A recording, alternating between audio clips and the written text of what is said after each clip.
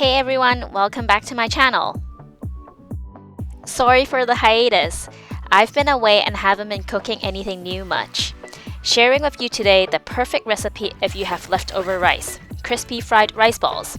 I'm going to share a Thai, Korean, and Japanese inspired version of this recipe. Before we get into it, do me a favor and hit that subscribe button. You can watch my videos with English and Chinese subtitles. Just tap them on the screen. And if you want more bilingual recipes, follow me on Instagram at cheflaura6 or check out the link in the description. What's great about this recipe is you can really use anything you have left in your fridge. Use whatever you think would be good with rice and you're all set. Without further ado, let's get started. For the Thai version, we'll be filling the rice balls with shrimp paste. Shrimp paste is easy to cook through, so we can fill it in raw. If you're using any other meats that's slightly harder to cook through, I suggest cooking them first before filling them into the rice balls. To make shrimp paste, smash the shrimps with your knife, then mince gently with the spine of your knife. Slice some lime leaves finely, then add them into the shrimp mixture. Add in pepper and egg white. Stir it in, then literally smash them in the bowl a dozen times. It helps make it nice and chewy. Keep this mixture in the fridge to rest for at least 20 minutes. Let's dice some garlic and shallots in preparation for the rice. You will also need to grind a bit of ginger as well. I forgot to film this, but also cut up some Thai chili if you're into spices.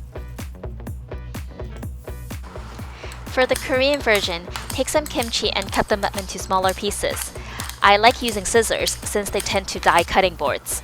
I also like to add some perilla leaves to the rice, so I rolled them up and cut them into small pieces as well.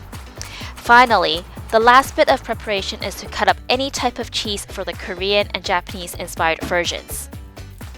Before we start cooking, make sure you prepared some rice. In a small frying pan, pour a little bit of oil and add in the shallots, garlic, and chili for the Thai rice balls. Cook till they're fragrant, then add them into the rice.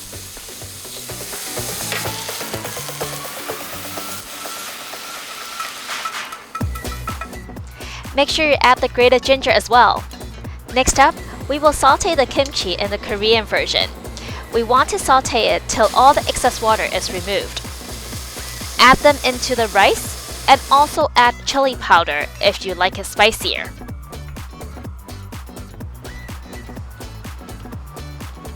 Finally, add the perilla leaves as well.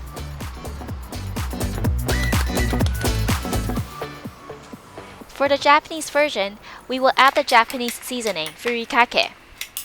Mix all the ingredients with the rice thoroughly for all the different versions. Then cover a large pan with cling wrap and wet your hands to start shaping rice balls. It may take a few times to get the perfect amount of rice, but all you're really doing is to roll it into a small ball first, then pinch a well in the middle. Fill it in with the ingredients that you desire. Then push it in and continue shaping the ball. These rice balls can be as big or as small as you want them.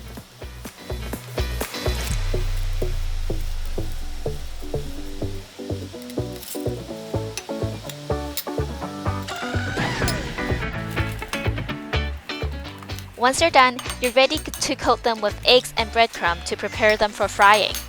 Crack 3 eggs and add a pinch of salt. Then beat the eggs up.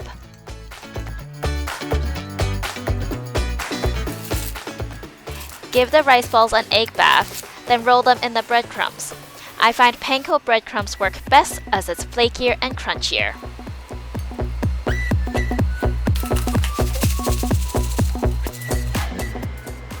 Now that they're all set, we can start frying them. I used the pan to pan fry them on each side because I didn't want to use too much oil, but feel free to deep fry them in a larger pot.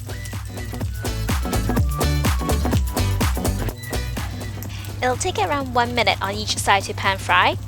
Make sure you're frying on all sides for best results.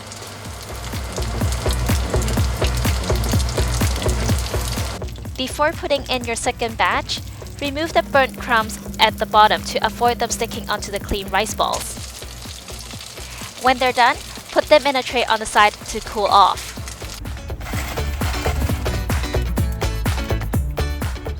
And ta-da! This yummy and simple recipe is done. It's perfect for parties and you can be super creative with the recipe. If you do try out any other combinations, please let me know how it goes in the comments. Thank you for watching this video. I hope you enjoyed my recipe. If you want to see more recipes and food adventures from me, please do hit that subscribe button and click that bell. Follow me on Instagram as well. I'll see you next time.